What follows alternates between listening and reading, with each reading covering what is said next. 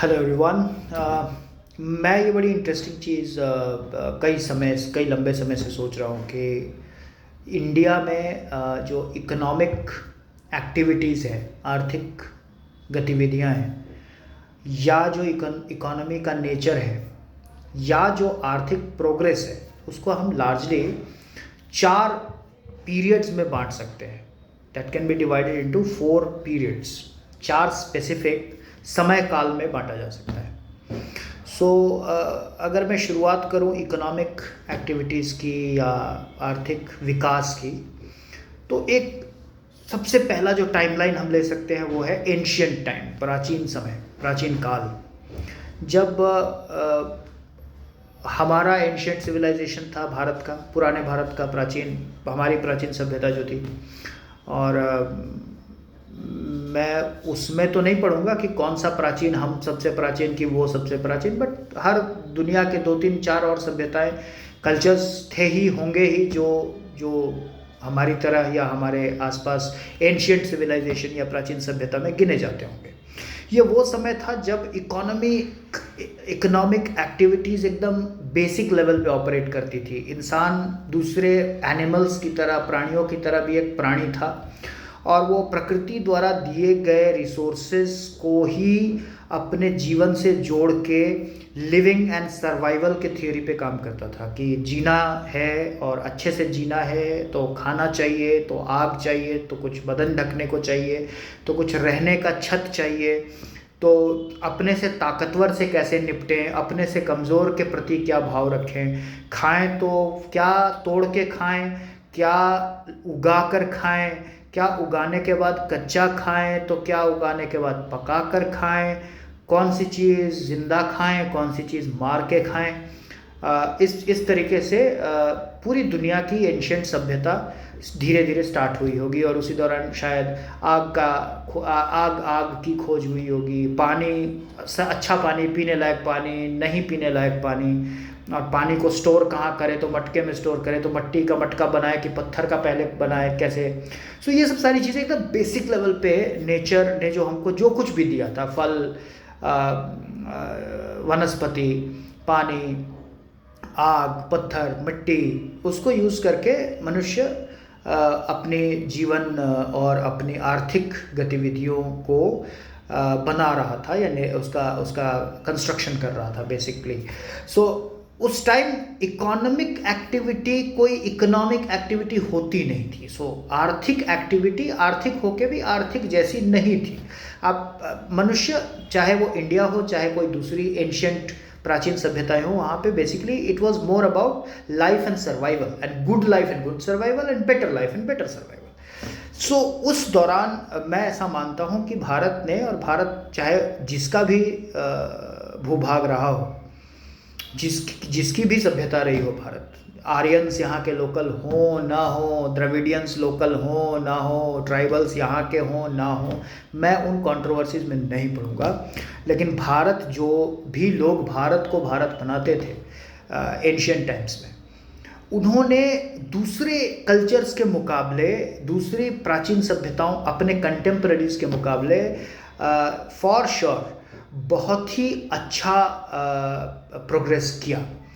क्योंकि हमने भारत में रहने वाले उस ज़माने के फेज़ वन, समय काल वन की जो मैं बात कर रहा हूँ, इकोनॉमिक एक्टिविटी फेज़ वन, जब सिर्फ जीने और अच्छे से जीने और बेसिक स्वास्थ्य और बेसिक सेफ्टी इतनी ही कंसर्न थी, और बेसिक सोसाइटी का स्ट्रक्चर, बेसिक कुछ नियम, बेसिक कुछ डिसिप्लिन्स समाज के और खाने पीने के और स्वास्थ्य के और रहन सहन के जब तय हो रहे थे भारत के प्राचीन गतिविधियों के अरीना में, और दूसरे भी सभ्यताओं में पैरेलली, साथ समानांतर तौर पे, सो तब भारत ने बहुत अच्छा प्रोग्रेस किया। क्योंकि हमारे अचीव हुए एक्सपीरियंस और ज्ञान को लोगों ने रिकॉर्ड किया लिखित में। अगर लिखित में नहीं कर पाए तो एक पीढ़ी से दूसरी पीढ़ी वो गाने के थ्रू, या कविताओं के थ्रू, या मंत्रों के थ्रू, या ऐसी चीज़ों के थ्रू, या फोटो बना के वो ट्रांसफ़र ज्ञान को किया। चीज़ें खोजी जो दूसरी सभ्यताओं के लोग जो चीज़ सोच भी नहीं रहे थे, वो चीज़ हमने किया। सो मैथमेटिक्स के कुछ पार्ट्स डिस्कवर किए, कैलकुलेशंस, टाइम, समय का ज्ञान कैसे, सूर्योदय सूर्यास्त के अलावे भी समय के काल का दिन में प्रातः से, दोपहर से, संध्या से रात्रि, और मध्य रात्रि और मध्य दिवस का ज्ञान कैसे करें, इन चीज़ों पर काम, एस्ट्रोनॉमी, एस्ट्रोलॉजी पर काम, ज़ीरो की खोज, और ट्रिगोनोमेट्री और अलजेब्रा में कुछ, और मेडिकल में आयुर्वेद से रिलेटेड कुछ चीज़ें जो प्रकृति द्वारा प्रदत्त जड़ी बूटियाँ, वनस्पति थे, या जो भी उपलब्ध चीज़ें थी, सो उनको यूज़ करके Indians actually did a very brilliant job, and they did it very scientifically. उन्होंने लिखकर रिकॉर्ड किया, हर चीज़ को एक मोटा मोटा किया। अब ठीक है, आज के लोग उसको अलग तरीके से ले जाते हैं कि हमारे टाइम में सर्जरी भी थी और हम शल्य चिकित्सा भी कर लेते थे 5000 साल पहले। All that is controversial, so I am not getting into all that. What I mean to say is कि जो कुछ भी था, अगर उस ज़माने में एक बेसिक सर्जरी टाइप की किसी चीज़ का भी जिक्र होता है 3000 साल, 4000, 5000, 8000 साल पहले, तो वो अपने आप में बड़ी बात है। जब दूसरी सभ्यताएं सिर्फ क्या मार के खाएं, क्या काट के खाएं, क्या पका के खाएं, क्या पहन लें, कैसे परिवार को बचा के रखें, और कौन ताकतवर दूसरे कमज़ोर पे हमला करके और उसकी ज़मीन हड़प के राजा बन के रहेगा, जब बाकी सभ्यताएं सिर्फ इतने तक थीं। और इजिप्ट जैसे के बारे में हम सुनते हैं कि वहाँ के सुल्तान या जो भी राजा हुआ करते थे, वो बड़े चिंतित रहते थे कि मरने के बाद भी मेरी शरीर कैसे हज़ारों साल तक जिंदा रहे, इतना प्यार उनको शरीर से था। तो लेप वेप लगा के मम्मी वम्मी बना के रखते थे। जब यहाँ तक ही सोच थी पूरी दुनिया में, तब इंडिया ने उस वक्त बड़ा अच्छा किया काम। So that is according to me economic activity phase 1 इस पूरी दुनिया की, जिसमें भारत ने काफ़ी अच्छा किया। और वहाँ से, और वो लेगेसी, वो परंपरा, वो विरासत हम आज तक कैरी ऑन कर रहे हैं, और वही हमारी ताकत भी है, क्योंकि हमने प्राचीन में समय में बहुत अच्छा किया था, जब दूसरे ऑलमोस्ट जानवरों से थोड़ा ही बेहतर जी रहे थे। दैट्स फेज़ 1, समय काल 1 ऑफ इकोनॉमिक एक्टिविटी। दूसरा समय काल मैं बड़ा इंपॉर्टेंट मानता हूँ, जहाँ पर एंशियंट इंडिया, प्राचीन भारत की जो खोज या जो ज्ञान था, वो थोड़ा सा आउट ऑफ कॉन्टेक्स्ट या थोड़ा सा इररेलेवेंट सा होने लग गया था कि अब क्या करना चाहिए, क्योंकि बेसिक रूल्स सेट हो गए थे सोसाइटी के, जीवन के, धर्म के, परिवार के, है ना, संबंधों के, खान पान के, पकाने का, खाने का, कपड़े का, एक बेसिक मोटा मोटा सा चीज़ तय हो गया था, और एक वित्त वाणिज्य की भी व्यवस्था आई एम श्योर फिक्स हो गई थी। सो लेकिन उसके बाद क्या, तो ठीक है, तो एक दुविधा का समय था उस वक्त। वी हैड दीज आक्रमणकारी जो टर्की से आए, अरब से आए, मिडिल ईस्ट, सेंट्रल एशिया से आए होंगे, और उन्होंने जब इंडिया पे आक्रमण करके और छोटे राज्य स्थापित किए, बड़े राज्य स्थापित किए, और वो सब सारा कुछ किया, तो अपने साथ ना एक कमाल की चीज़ वो लेके आए। वो ये लेकर आए कि अगर मुझे फल खाना है तो मैं जहाँ फल है वहाँ नहीं जाऊँगा, या फल के आसपास में रहूं और कोई एक जाके सबके लिए फल तोड़ के लाए, यहाँ तक बात नहीं रखूंगा। फल जहाँ पे भी हो और खाने वाले जहाँ पे भी हो, एक फल प्रोड्यूसर होगा, फल को लाने वाला एक ट्रांसपोर्टेशन सिस्टम होगा, और उसको बेचने वाली एक मंडी होगी, उसकी एक कीमत होगी, और वो आप दे के खरीदेंगे और आप वहीं से खरीदेंगे। आई एम श्योर ये ट्रेडिंग या वणिक वाले ये जो काम थे, जो ट्रेडर्स के काम थे, ठीक है, व्यापारी वाले जो काम थे, ये हर समय में थे, हमारे एंशिएंट इंडिया में भी थे, बट जिस लेवल पे, जिस स्केल पे, और फॉर्मलाइज तरीके से एक मंडी सिस्टम, कि वो एक कतार से टेंट लगे होंगे कि ये सब्जी मार्केट है, ये फल मार्केट है, ये कपड़ा मार्केट है, ये गहना मार्केट है, और बोली लग रही है 5 रुपये 5 रुपये 5 रुपये, 100 का 1, 100 का 100। दिस एंटायर थिंग जो आज भी प्रोमिनेंटली भारत के ऑलमोस्ट हर शहर में आपको ओल्ड सिटी में मिलेगा। सो अगर आप दिल्ली में हैं तो पुरानी दिल्ली में ये आपको आज भी वो टेंट लगा के 5 रुपये मिल जाएगा। अगर आप अहमदाबाद में हैं तो आपको ओल्ड सिटी अहमदाबाद में आज भी वो सेम टेंट लगा के मंडी सुबह शाम बैठती है, मिल जाएगी। और सेम चीज़ आपको टर्की में मिलेगी, पुराने शहर में, सेम चीज़ आपको मिडिल ईस्ट में मिलेगी, दुबई में भी, पुरानी दुबई में, शारजा में आपको मिलेगी, पाकिस्तान में मिलेगी आपको। पुराने शहर जहाँ भी हैं, जहाँ पे इस कल्चर का इन्फ्लुएंस, आपको सेम चीज़ मिलेगी टेंट लगा के।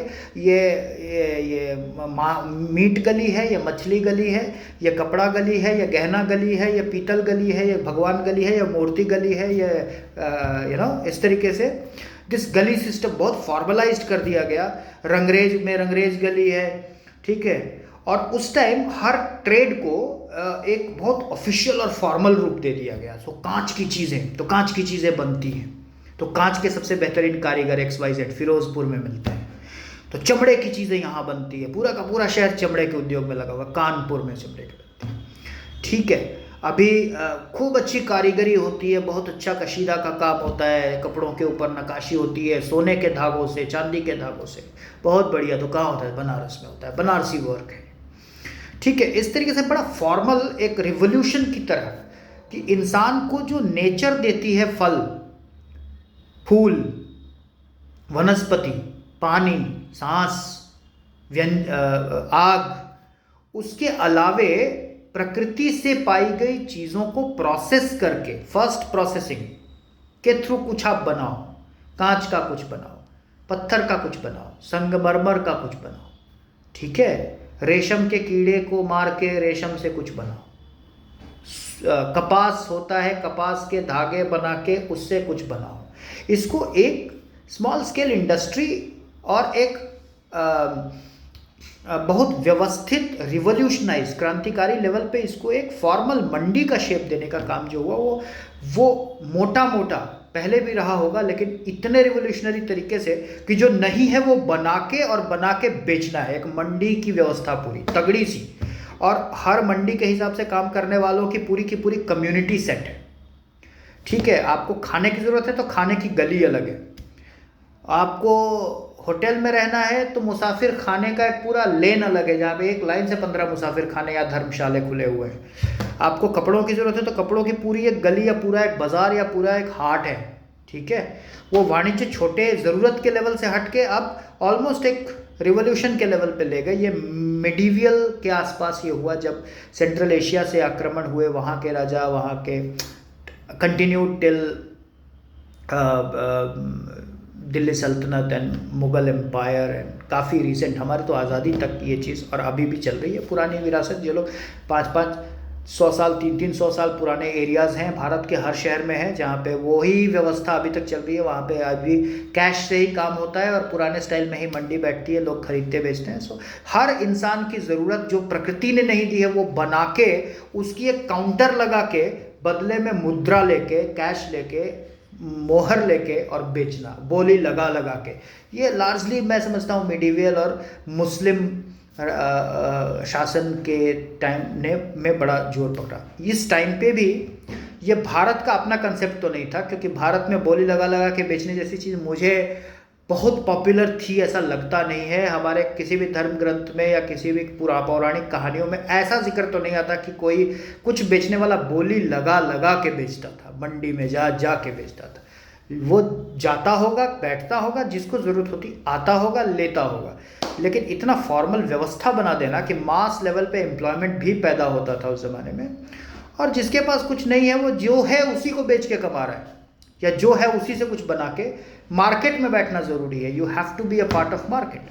एंड उस इन्फ्लुएंस का बहुत अच्छा फ़ायदा उठाया हमारी कुछ कम्युनिटीज़ ने, हमारे मारवाड़ी कम्युनिटीज़ ने, गुजराती कम्युनिटीज़ ने, सिंधी कम्युनिटी ने, पारसी कम्युनिटी ने उस समय के इस तरीके को सीखकर एकदम ऐसे एक्सपर्ट से हो गए, और आज तक वो चला रहे हैं उस चीज़ को, trading and mini manufacturing. So that's phase 2। ये इंडिया का, भारत का अपना नहीं था, या अपना थोड़ा था, बाहर का इन्फ्लुएंस आया और उसको और स्ट्रॉन्ग बना के गया। तो ये बड़ा स्ट्रॉन्ग बना, और हमारे कई सारे शहर एक एक आइटम के लिए, एक एक चीज़ के लिए फेमस भी हो गए उस ज़माने में, चाहे वो खाने की चीज़ हो या पहनने की चीज़ हो। सो ये दैट इज़ फेज़ 2। इस टाइम हुआ यूँ कि इंडिया में ये चीज़ ना सोसाइटी में 2 तरीके से हो गई कि जिन लोगों ने इस चीज़ को एक्सेप्ट कर लिया कि आप बादशाह के दरबार में नौकरी वोकरी करके कुछ कमाते हो, जी हजूरी करके आप कुछ कमाते हो और अच्छा जीवन जीते हो। सो नौकरी वाला एक कम्युनिटी बन गया उस टाइम से, 500 साल पहले से, 600 साल पहले से। दूसरी कम्युनिटी ऐसी बन गई जो ट्रेडिंग में बड़ी इंटरेस्टेड रहने लगी और ये मंडी सिस्टम का पार्ट बन गई, उसके आजू बाजू उसका जीवन चलने लगा। तो इकोनॉमिक ग्रोथ और एक्टिविटी उन्होंने अपने ख़ानदान में, अपने समाज में, अपने देश में वो चीज़ पकड़ लिया और उसको लेके आगे बढ़े।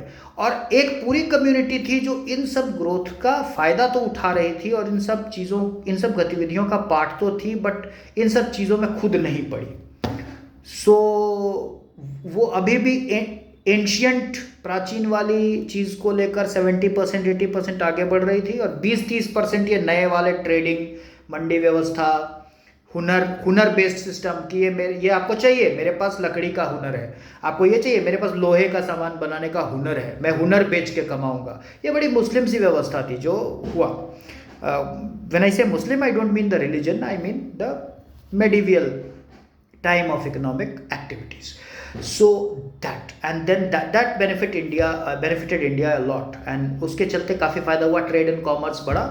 एंड जब तक ब्रिटिश ईस्ट इंडिया कंपनी आए, इसके चलते भारत का जो पहले से था प्राचीन भारत का गौरव, उसमें मॉडर्निटी, उस ज़माने की आधुनिकता ये थी। तो उस ज़माने की आधुनिकता जब प्राचीन भारत के गौरव और वेल्थ और ज्ञान के साथ साथ जब ये भी साइड बाय साइड कुछ कम्युनिटीज़ करने लगी, तो और थोड़ा पैसा और ग्रोथ और प्रॉस्पेरिटी इंडिया में ऐड हुई। तो और नाम हुआ इंडिया का कि इंडिया में के पास बहुत पैसे है यार, बहुत सोना चांदी है, बहुत कुछ है, वहाँ पे लूट के ला सकते हैं। So East India Company and the Portuguese companies and the Dutch, they all started coming to east, west, north, south of India. So वो सब हुआ। फिर अंग्रेज आए। अब ये जो यूरोपियन शासन था, ये पहला था जो नेचर ने दिया है उसका इस्तेमाल करके आर्थिक गतिविधि, बोलो ना बोलो, जीवन चलता है। इस समय भारत ने बहुत अच्छा किया। दूसरा था मेडिवियल, जो प्रकृति ने दिया है उसको मंडी में लाओ, बाजार क्रिएट करो, या उसको प्रोसेस करके कुछ बनाओ, और हुनर वाले लोग हुनर से कुछ बनाएंगे और हुनर को बेच के कमाएंगे, हुनर से कोई माल बनेगा। इस टाइम भी इंडिया ने तरक्की किया, लेकिन इंडिया के कोने कोने और हर कम्युनिटी, हर प्रदेश, हर व्यक्ति के खून में ये चीज़ नहीं गया। बहुत लोगों ने एक्सेप्ट किया, बहुत लोग आधा एक्सेप्ट करके बैठे रहे, नहीं कर पाए पूरी तरह। फिर भी अब तीसरा जो ये फेज है, ये है ईस्ट इंडिया कंपनी एंड उसके बाद का। ठीक है, अब यूरोपियंस जब आए, इंग्लिश जब आए, पोर्टुगीज जब आए, डच जब आए, स्पेनिश थोड़े बहुत जब आए, सो वो कुछ और लेकर आए। वो आए कि प्रकृति ने जो दिया वो ठीक है, प्रकृति से जो बनाया ठीक है, अब उसमें आप करो। प्रकृति से जो बनाया उसको और फास्ट और वॉल्यूम में बनाने के लिए हमने कुछ नकली चीज़ें बनाई हैं, जिसको साइंस से हमने तैयार किया, उसको कहते हैं मशीन। उसको अब आप मास स्केल पे प्रोड्यूस कर सकते हो, और यहाँ की बनी चीज़ वहाँ बेच सकते हो, वहाँ से बनी चीज़ वहाँ बेच सकते हो। हम लंदन में बेच रहे हैं, तुमसे कच्चा माल लेके हम वहाँ तैयार करेंगे। तुमको खरीदना है तो महंगा खरीदो, और नहीं खरीदना है तो हमारे लोग खरीद के फैक्ट्री चला के भी पैसे कमा रहे हैं, और उसी पैसे से अच्छी चीज़ पहन रहे हैं, अच्छी चीज़ खा रहे हैं, अच्छी चीज़ ओढ़ रहे हैं। सो वो science based production and manufacturing and trading में आ गए। ट्रांसपोर्टेशन रिवोल्यूशनाइज हुई, रेलवे सिस्टम रिवोल्यूशनाइज हुआ, रोड सिस्टम उन्होंने थोड़ी और सुदृढ़ की, मशीनरी आ गई। अब उन्होंने कुछ नकली चीज़ें भी बनानी शुरू कर दी। सो पहले कांच की चूड़ियाँ सिर्फ बन सकती थी, या पेड़ पौधे, पत्तों के पत्तल बन सकते थे। अब वो आए तो अपने साथ कुछ ऐसी चीज़ लाए, जैसे प्लास्टिक जैसी चीज़ भी बनने लग गई, है ना। उनका राज खत्म होते होते 20th सेंचुरी में प्लास्टिक जैसी नकली चीज़ के बर्तन बनने लग गए, प्लास्टिक जैसी नकली चीज़ के स्टोरेज बॉटल्स बनने लग गए। ठीक है, लकड़ी के पहिए छोड़ के रबर के पहिए बनने लग गए। अब रबर प्रकृति देती नहीं है, और फिर वो रबर सिंथेटिक रबर, नकली रबर हो गया। अबे नायलॉन और रेयॉन भी आ गए, जो पहले सिर्फ सिल्क या सूत के बीच का झगड़ा था कि आप रेशम पहनते हो कि सूती पहनते हो, अब हो गया कि नायलॉन भी कुछ है और रेयॉन भी कुछ है। ठीक है, सिंथेटिक लेकर आए वो। ठीक है, सो उन्होंने एक manufacturing, science based, large scale, big scale manufacturing, big scale transportation, ये बैलगाड़ी घोड़ा गाड़ी सर पे रख के जाके मंडी में बोली लगाने से आगे निकल गए। वो एक अलग लेवल का चीज़ लेके आए, साइंस बेस्ड रेवोल्यूशन। और उसमें उन्होंने फिर वो ग्रेड सिस्टम वहाँ पे आ गया, जहाँ पे वर्कर लेवल्स पे, अगर इंडियंस की मैं बात करूँ तो वर्कर्स लेवल पे इंडियंस एम्प्लॉय होते थे, और मैनेजमेंट, सीनियर मैनेजमेंट लेवल पे विदेशी गोरे अपॉइंट होते थे। वहाँ पे ये कल्चर कि हमको नौकरी करके कमाना है और स्ट्रांग हुई, और जो कम्युनिटीज़ ने वो एक्सेप्ट किया, वो उस ज़माने में काफ़ी ग्रो कर गए और काफ़ी तरक्की करके आज तक उस तरक्की का फल वो चख रहे हैं और इन्जॉय कर रहे हैं उस चीज़ को। But for very sure that was the third phase of economic activity. Fourth phase of economic activity is so first phase was ancient, जिसमें इंडिया ने बहुत अच्छा किया. Second phase was the middle eastern, Arabic, Turkish, Muslim phase of economic activity. Third phase is Europe and largely British form of economic activities, and then fourth form जो एक most recent है हमारे लिए, that is American form of activity. उन्होंने कहा कि जो है और जो मैन्युफैक्चर मशीनों से कर सकते हैं उससे हमारा जीवन चलता है, लेकिन हम जो चीज़ है उसके अलावे कुछ और खोज के अगर बना सकते हैं जो प्रकृति ने नहीं दिया है बट बन सकती है, उसको बनाओ. जो चल रहा है बनाने बेचने का काम, वो तो बनाओ बेचो करो, वो तो चाहिए ही चाहिए. अब उसके आगे बढ़ो. तो जो नहीं है उसको बनाओ, जो मिला नहीं है वो सोचो, उसको तैयार करो, उसको बनाओ, बना के बेचो. बनाने में जो पैसा कमाते हो बेचोगे तो कोई खरीदने में किसी वैसी ही चीज़ को बनाकर कमाए हुए पैसे से वो खरीदेगा, जैसे कंप्यूटर, सॉफ्टवेयर, मोबाइल फोन. ठीक है. उसी तरह और भी चीज़ें उन्होंने स्टार्ट की. ठीक है. टेलीविज़न का इतना प्रचार प्रसार, सैटेलाइट टेलीविज़न का प्रचार प्रसार, कोका कोला, थम्स अप, है ना, जिस जो ना प्रकृति ने दी है ना जिसकी किसी को ज़रूरत है. ठीक है. Coca Cola, Thums Up, cold drinks, फिर भी सबको पसंद है. बना के कमाओ और कमाए हुए पैसे को कुछ ऐसा खरीदने में फिर से यूज़ करो जो ऐसा ही कोई कुछ और बना के कमा रहा हो. सो आपने कोका कोला बनाया, किसी के काम की चीज़ नहीं है, ठीक है, अच्छा लगता है, बेचा, पैसा कमाया.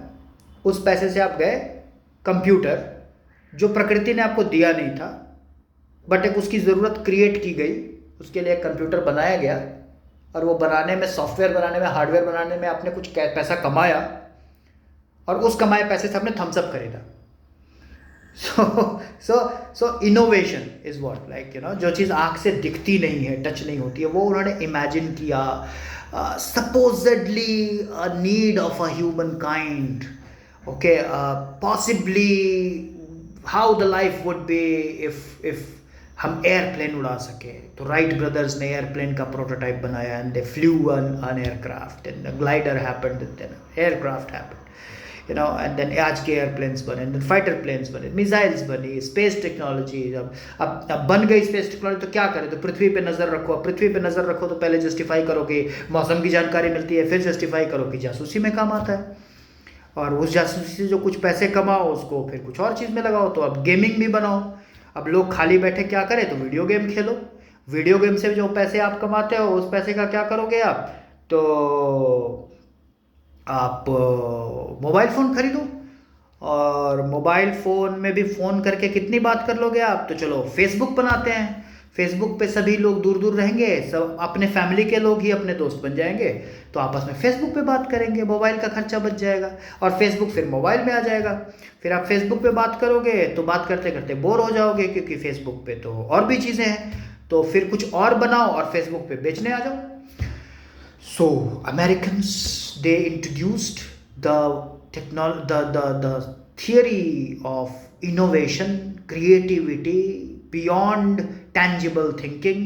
जो चीज़ आप छू सकते हैं नहीं सकते, जो चीज़ आप देख नहीं सकते, वो सोच कर और इंसान के जीवन से उसकी ज़रूरत को जोड़कर, and the science of management, प्रबंधन का विज्ञान बनाकर, Americans contribute to phase 4 of economic activity in India, जो अगेन भारत को बहुत रास आया.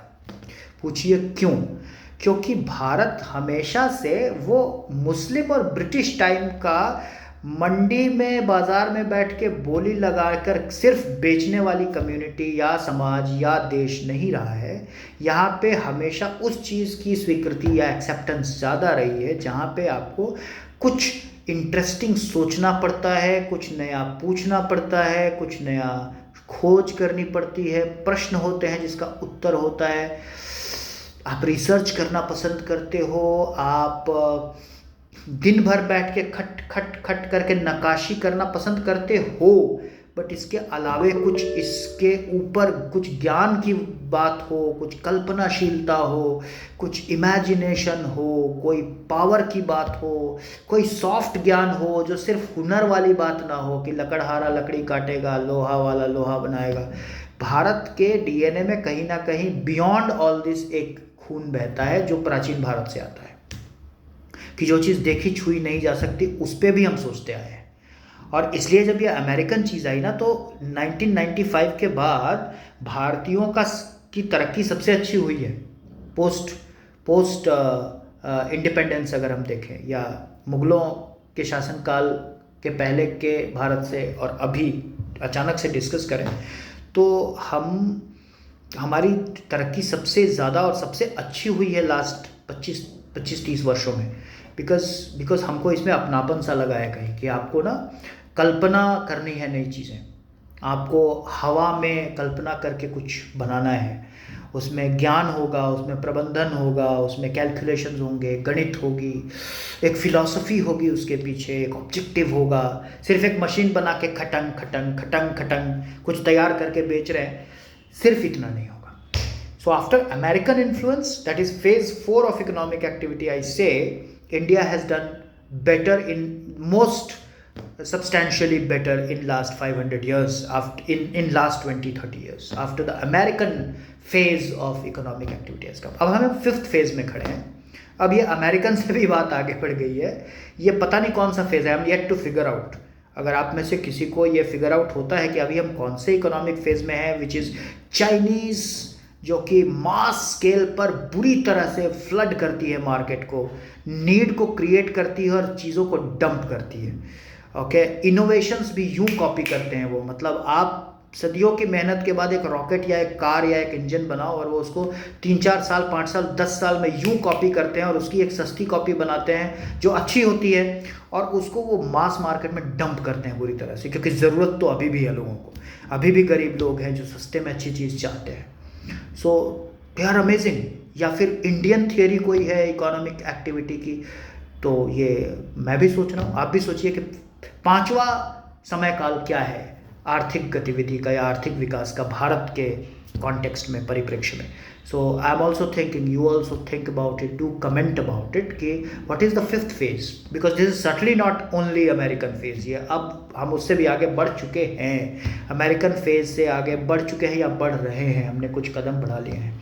सो फॉर श्योर ये 5वां फेज है जो अभी समझ में नहीं आ रहा है, यू लेट मी नो। अब मैं बताता हूँ। सो जो एकदम प्राचीन व्यवस्था है उस फेज में कौन से लोग अभी भी जी रहे हैं, आई डोंट नो। जो मुग़ल वाली व्यवस्था थी मुस्लिम काल की, उसमें बहुत सारे लोग आज भी जी रहे हैं। मारवाड़ी ट्रेडर्स हमारे उसी व्यवस्था का आज भी बड़े लेवल पे, गुजराती ट्रेडर जो ट्रेडिशनल क्लास है वो अभी भी बढ़ रहा है, जो कशीदाकारी के काम में है, हुनर के लकड़ी के काम में है, कांच के काम में है ना, साड़ियों के जरी के काम में है, प्रिंटिंग के काम में है, ट्रेडिंग के काम में है, पुराने स्टाइल वाले मंडी वाले सिस्टम में, वो अभी भी वो 400 500 600 साल पहले वाली चीज़ को थोड़ा सा आधुनिक करके समय के साथ अनुकूल बना के बढ़ रहे हैं और कमा भी रहे कमाने वाले। ठीक है, ऐसे राज्य है जहाँ पर इन चीज़ों की बहुलता है, या ऐसे सेक्शन है जो जहाँ पे इन चीज़ों की बहुलता है। कुछ लोग ऐसे हैं जो अभी तक ब्रिटिश टाइम के तौर तरीक़ों को लेकर आगे बढ़ रहे हैं कि अच्छा पढ़ो, अच्छा लिखो, डिग्री करो, अंग्रेजी बोलो, कहीं पे अच्छी नौकरी पाके यस सर नो सर करो, प्रमोशन होगा, एग्ज़ाम होगा, पास करोगे, नौकरी फिक्स सैलरी आ जाएगी, 9 o'clock जाओ, 5 o'clock आओ, अच्छे से रहेगा, अच्छी फैमिली रखो और घूमने जाओ। सो कुछ लोग ऐसे हो गए हैं। कुछ लोग अमेरिकन में हैं तो वो इनोवेट कर रहे हैं, ऐप बना रहे हैं, यू नो, मल्टीपल जो आपकी जो भी पैशन है, जो भी टैलेंट है, उसी को इनकैश कर रहे हैं, उसी को एक आर्थिक गतिविधि का स्वरूप दे रहे हैं। और उनके लिए 9 to 5 सिर्फ मतलब नहीं रखता है, वो 9 to 9, 9 to 12 भी काम कर सकते हैं, बट अपने पैशन के लिए काम करते हैं, आउट ऑफ टेंजिबल, बियॉन्ड टेंजिबल्स जाके काम करते हैं। सो बहुत लोग कर रहे हैं वो चीज़। अब देखो, जिसने अपने अपने समय में चीज़ों की रफ्तार नहीं पकड़ी ना, वो जगह कमज़ोर होती चली गई। सो आप देखो, कुछ लोगों ने ब्रिटिश टाइम में ब्रिटिश समय की गतिविधियों को पकड़ा नहीं, वो उसके पहले वाले गतिविधियों को पकड़ के अब तक चले, और ब्रिटिश ज़माने की गतिविधियों को आधे अधूरे मन से पकड़ के चले। फॉर एग्जांपल मैं अपने बिहार के बंधुओं के बारे में अगर कहूँ, ईस्ट यूपी के बंधुओं के बारे में कहूँ, राजस्थान के बंधुओं के बारे में अगर कहूँ, ठीक है, वो ब्रिटिश आए और चले गए, पर उनकी इकोनॉमिक तौर तरीकों को वो इतना सा केवल अपना पाए। इसको मैं कहता हूँ समय के साथ वो नहीं चले, इसलिए वो पिछड़ापन अभी तक है। क्योंकि आप ये सभी समय काल भारत की इकोनॉमिक गतिविधि के समय काल नहीं है, ये वक्त के समय काल है। समय के साथ ये हुआ है, आपको इनके साथ चलना था। आपने अगर आधे मन से अधूरे मन से कुछ स्वीकार किया तो आप पिछड़ेंगे ही, क्योंकि ये जो कुछ भी हुआ ये स्वाभाविक इकोनॉमिक इवोल्यूशन का एक तरीका था होने का, और ये आप अगर उसके साथ नहीं थे तो आप पिछड़े। सो आपने मिडीवियल टाइम, मुगलों के टाइम की गतिविधियों में आप अच्छे थे, उसमें भी आप थोड़े से प्राचीन थे। मुगल वाली सिस्टम भी आपने पूरी नहीं अपनाई, ट्रेडिंग वाली या हुनर के आधार पे कमाने वाली। आपने कहा नहीं हम तो भारतीय संस्कारों वाले हैं, तो हम प्राचीन व्यवस्था के हिसाब से चलेंगे। फिर भी थोड़ी बहुत तो मुगल वाली चीज़ आपके अंदर आ गई। फिर इंग्लिश आए, ब्रिटिश आए, उसका भी आपने पूरा नहीं अपनाया, थोड़ा थोड़ा अपनाया। आज आप स्ट्रगल कर रहे हो कि आपको करना क्या चाहिए। पूरा का पूरा स्टेट, पूरी की पूरी कम्युनिटी गरीबी में और पॉवर्टी में या अंडर एम्प्लॉयमेंट में लगी हुई है। कुछ लोग ऐसे थे जिन्होंने ब्रिटिश को बढ़िया से अपना लिया, पर अमेरिकन के टाइम वो चारों खाने चित्त हो गए, कहा कि नहीं इतनी मेहनत तो नहीं होगी, इतना कहाँ से लाएंगे। फॉर एग्जांपल हमारे बंगाल के बंधु, बंगाल में रहने वाले बंगाली बंधु, ब्रिटिश को बड़ा अच्छा अपनाया, सब कुछ इंग्लिश और यूरोपियन अच्छा अपनाया। पर जैसे ही 1970s और 80s आया और अमेरिकन्स ने कहा कि भाई पैशन लाओ और मेहनत करो, एक्सटेंडेड आवर्स वर्क करो, इनोवेशन, क्रिएटिविटी, बंधन से मुक्त हो, टाइम की लिमिट से मुक्त हो, उन्होंने कहा कि नहीं वो सब तो नहीं होगा यार, हम लोग तो ना ब्रिटिश टाइप अच्छा खाएंगे, अच्छा पिएंगे, टाइम से ऑफिस जाएंगे, टाइम से ऑफिस से आएंगे, एक बॉस होगा, एक जूनियर होगा, एक ऑफिस होगा, नौकरी करेंगे बस, ज़्यादा कुछ नहीं करेंगे। सो एक चमकता हुआ पूरा राज्य, एक चमकता हुआ पूरा शहर कैलकाटा अचानक से इट इज़ डीकेइंग, कोलैप्स कर रहा है वो, बिकॉज और जो अमेरिकनिज्म को अपनाया उन्होंने वो छोड़ के बाहर चले गए। They are doing well outside Bengal. So वो उनकी बंगाल की ज़िंदगी ब्रिटिश तक सिमट गई, वो अमेरिकन तक नहीं एक्सटेंड कर पाए। बिहार, ईस्ट यूपी, राजस्थान, हरियाणा का बहुत बड़ा एरिया, एमपी के बहुत बड़े एरिया, वो थोड़े बहुत मुगल टाइम के डेवलपमेंट को एक्सेप्ट किया, थोड़ा बहुत ब्रिटिश टाइम का एक्सेप्ट किया। अमेरिकन तो अभी तक पहुंचा ही नहीं है, इतना काम ही क्यों करने का, गरीबी में डूबे रह गए। वक्त के साथ बढ़ना, और अचानक से ये चीज़ सब एक साथ इकट्ठे होके आईटी के इस ज़माने में, गूगल के इस ज़माने में, ऐप्स के इस ज़माने में, सॉफ्टवेयर के ज़माने में अचानक खुल रही है, तो बिहार वाले भी देख रहे हैं, तो यूपी वाले भी देख रहे हैं, राजस्थान वाले भी देख रहे हैं, एमपी वाले भी देख रहे हैं, कश्मीर वाले, उत्तराखंड वाले भी देख रहे हैं कि अरे ये सब भी किया जा सकता है। लेकिन लंबा गैप है, 400-500 साल का गैप है। अपने दिल से उस समय की चीज़ को कभी एक्सेप्ट ही नहीं किया, और किसी ने किया तो उसके बाद वाले को एक्सेप्ट नहीं किया। अभी नेक्स्ट लेवल आने वाला है, 5वां समय काल। I don't know what that would be. वही प्रश्न है आपके लिए, मेरे लिए, what would be the 5th phase or 5th period in the timeline of Indian economic activities or growth that would define how India would be economically in the times to come. So subscribe and like this video, and subscribe this channel if you like it. I'll keep sharing small things that matter. Thanks a lot.